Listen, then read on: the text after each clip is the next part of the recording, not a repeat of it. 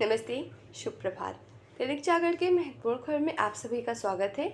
आज हम बात करेंगे दैनिक जागरण के कुछ महत्वपूर्ण खबरों के बारे में। साथ ही एक यूपीएससी जो विगत वर्ष पूछा गया प्रश्न है उस पर भी चर्चा करेंगे। याद रखिएगा, दैनिक जागरण का राष्ट्रीय संस्करण है जिसमें आप लोग को वही खबर मिलेंगी जो आपके परीक्षा के पॉइंट ऑफ व्यू से इंपॉर्टेंट होगी। आशा करती हूँ कि आप लोग को यह खबर अच्छी लगे। धन्यवाद। तो चलिए देखते हैं आज की क्या खास खबरें, उन्हें हम एक एक करके देख लेते हैं।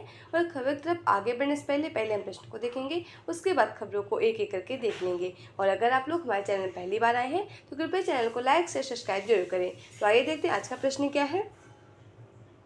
यह सिविल सेवा परीक्षा विगत वर्ष 2016 का प्रश्न है। प्रश्न निम्नलिखित में से कौन सा आयात कवर शब्द का सबसे अच्छा वर्णन करता है जो कभी कभी समाचारों में देखा जाता है। नीचे इसके कुछ विकल्प दिए हुए हैं। पहला विकल्प है यह किसी देश के सकल घरेलू उत्पाद के आयात के मूल्य का अनुपात है। दूसरा है यह एक वर्ष में देश के आयात का कुल मूल्य उत्पाद है। तीसरा है यह निर्यात के मूल्य और देशों के बीच आयात के निर्यात के बीच का अनुपात है। और चौथा है यह उतने महीनों की संख्या है जितने महीनों का आयात का भुगतान किसी देश के अंतर्राष्ट्रीय भंडार द्वारा किया जाता है। तो आप लोग चिंतोद है कि आप लोग इसका आंसर कमेंट बॉक्स में जरूर बताएं। और इस क्वेश्चन का फुल एनालाइज हम वीडियो के लास्ट में जरूर करेंगे। अगर आप लोग को इसकी पूरी जानकारी चाहिए तो आप लोग वीडियो को लास्ट तक जरूर देखें। तो चलिए देखते हैं आज की क्या खास खबरें, उन्हें हम एक एक करके देखते हैं। अभी हाल ही में प्रधानमंत्री नरेंद्र मोदी ने बीते दिनों कहा था कि वो 30 मई से 1 जून तक विवेकानंद रॉक मेमोरियल का दौरा करेंगे। वहां पर उन्होंने ध्यान लगाएंगे। ये स्थिति उस बात को याद दिलाती है जब 2019 के लोकसभा चुनाव की समाप्ति के बाद उत्तराखंड स्थित केदारनाथ मंदिर की एक 2 दिवसीय दौरा पर प्रधानमंत्री नरेंद्र मोदी ने वहाँ का दौरा किया था। वहाँ पर एक गुफा में लगभग 15 घंटे तक एक लंबे एकांतवास ध्यान बिताए थे। उसी पे लेके ये बातें चल रही हैं। अब ये बातें हो रही हैं कि किस कारण से प्रधानमंत्री नरेंद्र मोदी उसी क्षेत्र को चुने, रॉक मेमोरियल को ही क्यों चुने। इससे पहले हम जान रहे थे स्वामी विवेकानंद के बारे में थोड़ी सी, और विवेकानंद रॉक मेमोरियल है उसके बारे में थोड़ी जानकारी ले लेते। उसके बाद हम कारण बात करेंगे किस कारण से जो प्रधानमंत्री नरेंद्र मोदी हैं उसी क्षेत्र को चुने हैं। स्वामी विवेकानंद, इनका जन्म आपको पता है 12 जनवरी 1863 को हुआ था। इनके बचपन का नाम नारायण दामोदर नाथ दत्त था। इनके गुरु का नाम रामकृष्ण परमहंस था। अपने गुरु के नाम पर विवेकानंद ने रामकृष्ण मिशन जो 1897 तथा रामकृष्ण मठ की स्थापना की थी। पूरे विश्व में भारतीय दर्शन विशेषकर वेदांत और योग को प्रसारित करने में जो विवेकानंद की महत्वपूर्ण भूमिका देखने को मिलती है। अब हम बात कर लेते हैं जो विवेकानंद यह रॉक मेमोरियल दक्षिण भारत के कन्याकुमारी के ववाथुराई समुद्र के तट पर लगभग 500 मीटर दूरी के स्थित एक छोटा चट्टानी टीपू है। एक तरफ से यह हिंद महासागर, अरब सागर और बंगाल की खाड़ी के संगम के रूप में यह टीपू स्थित है। इस स्थान पर 1892 में स्वामी विवेकानंद ने कन्याकुमारी के तट से तय करके पार किया था और इस टापू पर 3 रात और 3 दिन लगातार ध्यान मग्न कर रखते, जिनके बाद उन्होंने ज्ञान की प्राप्ति की थी और उनकी जो सामान्य दर्शन का वहाँ पास विकास हुआ था।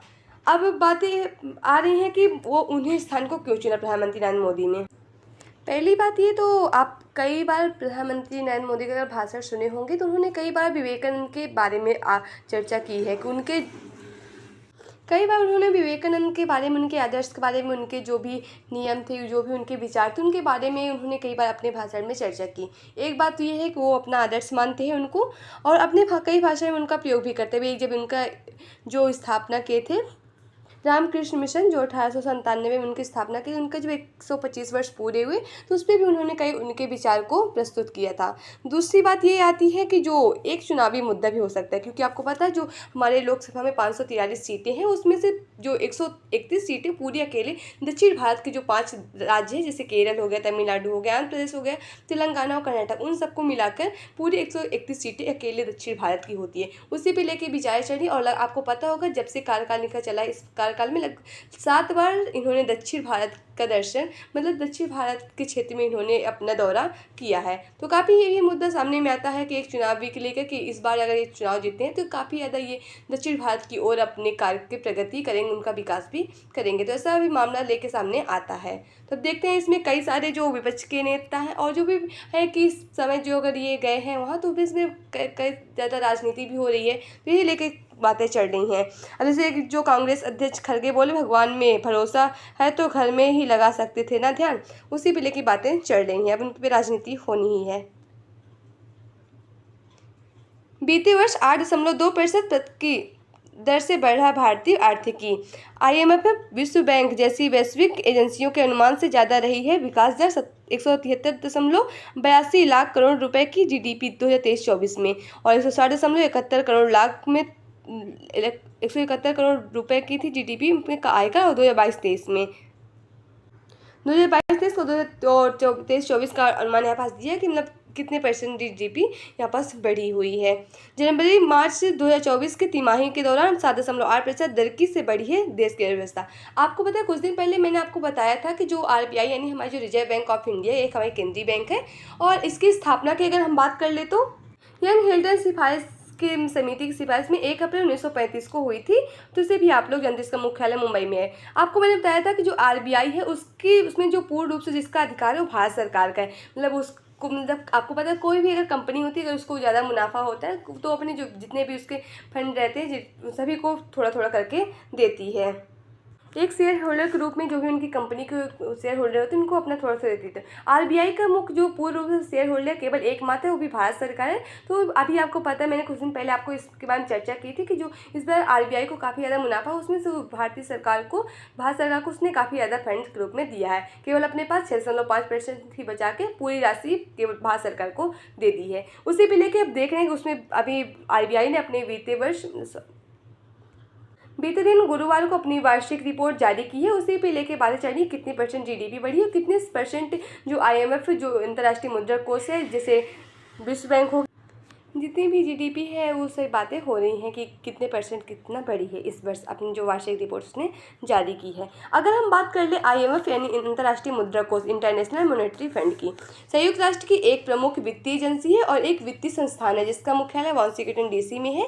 इसमें 190 कंट्रीज़ है, आपको पता है 190 कंट्रीज़ हैं, और इसका उद्देश्य है वैश्विक मौद्रिक सहयोग को बढ़ावा देना, वित्तीय स्थिरता को सुनिश्चित करना, अंतर्राष्ट्रीय व्यापार को सुविधाजनक बनाना, उच्च रोजगार आदि कई उद्देश्य इसके हैं। इसकी स्थापना अगर हम बात करें ब्रिटेन वुड्स सम्मेलन में जुलाई 1944 में हुई थी, जिसके बारे में आप लोग जानते रहिए। ये जो सारी एजेंसियां हैं इन सब के बारे में आप लोग थोड़ी सामान्य जानकारी जरूर रखिए।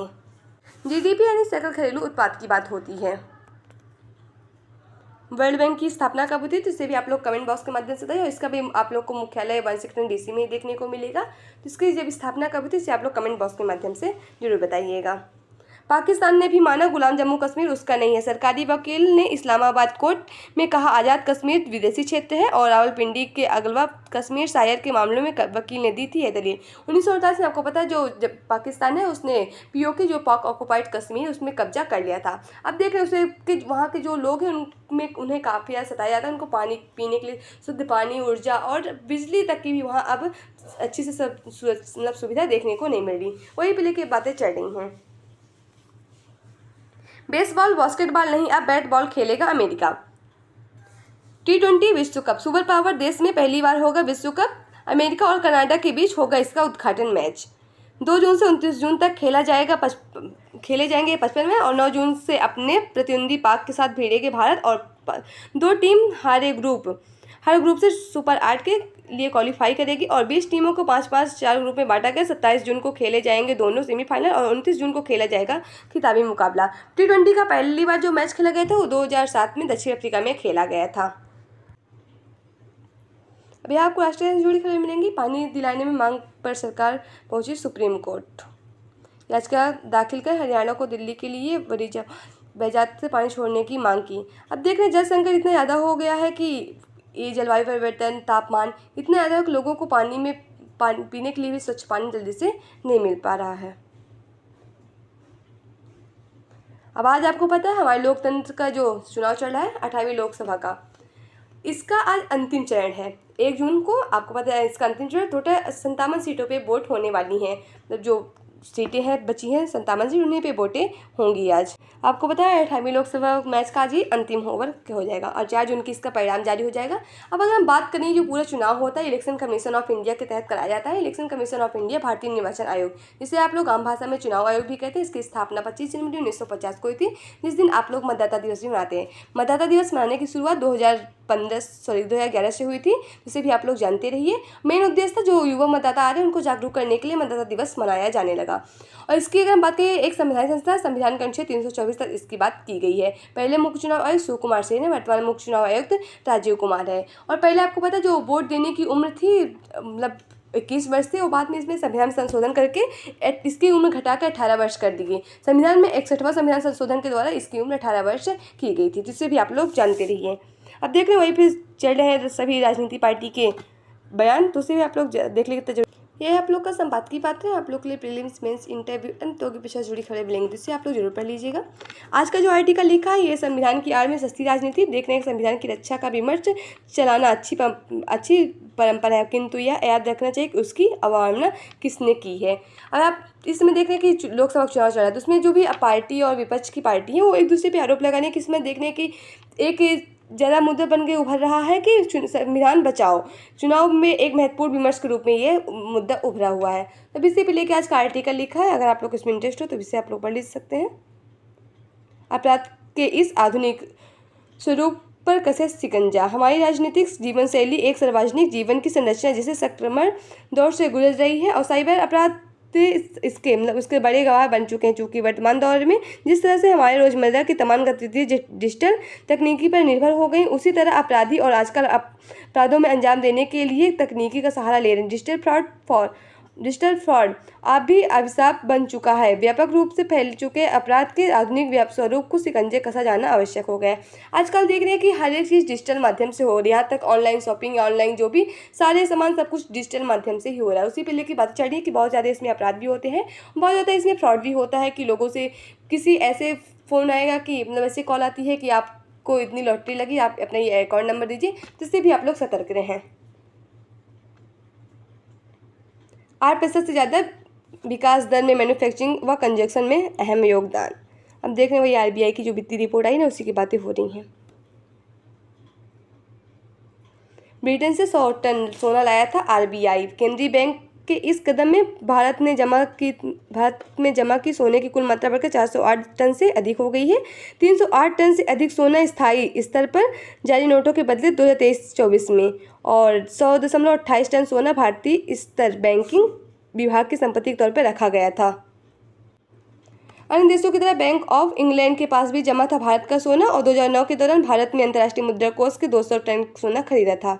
आपको पता है भारतीय रिजर्व बैंक के खर्चे भी बहुत सारे आपको देखने को मिलेंगे, जैसे करेंसी ट्रेनिंग भी देता है, और इन सब में आरबीआई के बहुत सारे खर्चे भी होते हैं। और जो आरबीआई होता है आपको पता है ये कई सारी कंपनियों से लोन भी लेता है, और कई सारी कंपनियों को इसमें कोई भी कंपनी के इसमें नियंत्रण नहीं होता, और ये लोन भी देता भी है, तो इसे भी आप लोग जानते रहिए। आरबीआई में आपको अंतर्राष्ट्रीय जुड़ी मिलेंगे। मेजर राधिका सेन की सेवाएं यूएस के लिए सच्ची उपलब्धि। यूटेडनेस करें यूएस महासचिव प्रदान किए military of gender advocate of the year award सम्मानित किए। Democratic Republic of the Congo में लगभग 1 वर्ष दी थी अपनी सेवाएं। अभी हाल ही में यूएन 2023 की military gender advocate of the year से राधिका सेन, मेजर राधिका सेन को सम्मानित किया गया। ये हिमाचल प्रदेश की हैं। ये कांगो लोकतांत्रिक गणराज्य में अपनी सेवा भी दे चुकी हैं इससे पहले। लाल सागर में ब्रिटिश हितों की रक्षा के लिए नहीं करेंगे कोई संकोच न करें, कहा हाउती विद्रोही ने लगातार खतरा बना हुआ है। और रॉयल एयरफोर्स द्वारा हाउती विद्रोहियों पर किए गए हमले पर ब्रिटिश प्रधानमंत्री ऋषि सुनक ने विदेशी हितों के लिए रक्षा संकल्प। विदेश मंत्री और अमेरिकी सेनाओं ने गुरुवार को संयुक्त राष्ट्र के यमन जो हाउती विद्रोही के ठिकानों पर हमला किया। यह 5वीं बार हमला किया है।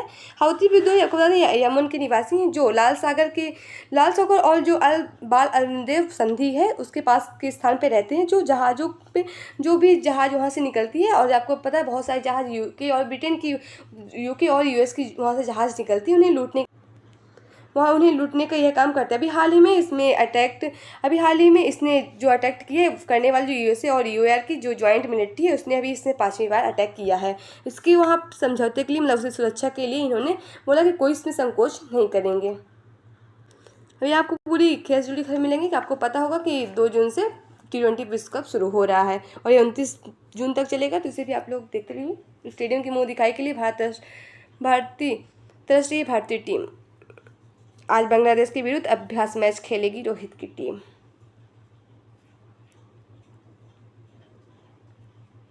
यहाँ आपको परीक्षा के पॉइंट से जनरल से जुड़ी खबर मिलेंगे, जिससे आप लोग जरूर पढ़िए। भारत की पहली डीलक्स डेक्कन क्वीन की सेवा शुरू की गई। 1930 में आज ही भारत के पहली डीलक्स ट्रेन डेक्कन क्वीन यानी बम्बई, जो अब मुंबई है, पुणे से शुरू की गई थी और इसे खास तौर पर पूरे रेस कोर्स में घुड़दौड़ के भाग लेने वाले अमेरिकियों ने शुरू किया था। 1943 में भारतीयों ने इसको सफल बनाने की अनुमति मिली थी। मोटापा रोकने वाली दवा किडनी के लिए भी कारगर। 41 देशों से ज़्यादा वजन वाले 17,604 लोगों को 3.5 साल दवा देकर परीक्षण किया गया। इसके लिए दुनिया का सबसे उन्नत रोबोट अमीका। दुनिया का सबसे उन्नत रोबोट अमीका, जो मानव रोबोटिक्स प्रौद्योगिकी के भविष्य प्रतिनिधित्व करता है, British company engineers arts digital की अमीका का विकसित किया है और इसमें जर्मनी की राजधानी बर्लिन में प्रदर्शित किया गया है। रोबोट और इंसानों को एक दूसरे को बेहतर ढंग से समझने में मदद करेगी। यह परियोजना के हिस्से के रूप में एक डिजाइन किया गया है। इसमें भविष्य में रोबोट और इंसान के बीच बेहतर समन्वय स्थापित करने में मदद मिलेगी। जिधर आपको मूवीज जुड़ी खबर मिलेंगी। अगर इंटरेस्ट पड़े तो कोई बात ही नहीं। तो आज की खबर समाप्त होती है। आशा करती हूँ कि आप लोग को यह खबर अच्छी लगे। अगर खबर अच्छी लगे तो कृपया चैनल को लाइक से सब्सक्राइब जरूर करें। अगर आप लोग के पास कोई सुझाव है तो भी आप लोग हमसे साझा कर सकते हैं। तो आइए देखते हैं आज का जो प्रश्न है उसका हम लोग विश्लेषण देख लेते हैं। आज का प्रश्न निम्नलिखित में कौन सा आयत कवर शब्द का सबसे अच्छा वर्णन करता है, जो कभी कभी समाचारों में देखा जाता है। तो इसका सही जवाब होगा ऑप्शन डी। यह उतने महीनों की संख्या जितने महीनों में आयात का भुगतान किसी भी देश के अंतर्राष्ट्रीय भंडार द्वारा किया जाता है। यह विकल्प डी आयात कवर के अर्थ को अच्छी तरह से वर्णित करता है। यह शब्द एक महत्वपूर्ण आर्थिक संकेत है, क्योंकि यह किसी देश की अपनी आयातों के लिए भुगतान करने और अपने बाहरी भुगतान दायित्वों को बनाए रखने की क्षमता को दर्शाता है। उच्च आयात कवर का अर्थ है कि बाहरी आर्थिक झटकों जैसे कमोडिटी की कीमतों के उतार चढ़ाव या प्रतिकूल वैश्विक आर्थिक स्थितियों का सामना करने की आर्थिक क्षमता रखता है। आयात कवर अंतर्राष्ट्रीय वित्तीय संस्थान जैसे कि अंतर्राष्ट्रीय मुद्रा कोष यानी IMF और विश्व बैंक द्वारा आमतौर पर इस्तेमाल किए जाने वाला मौद्रिक है। ये संस्था किसी देश की बाहरी भेद्यता और उसके बाहरी भुगतान को प्रतिबंधित करने की क्षमता को निर्धारण करने के लिए आयात कवर स्तर को निगरानी भी करती है। तो आज की खबर समाप्त होती है। आशा करती हूँ कि आप लोग को यह खबर अच्छी लगे। धन्यवाद।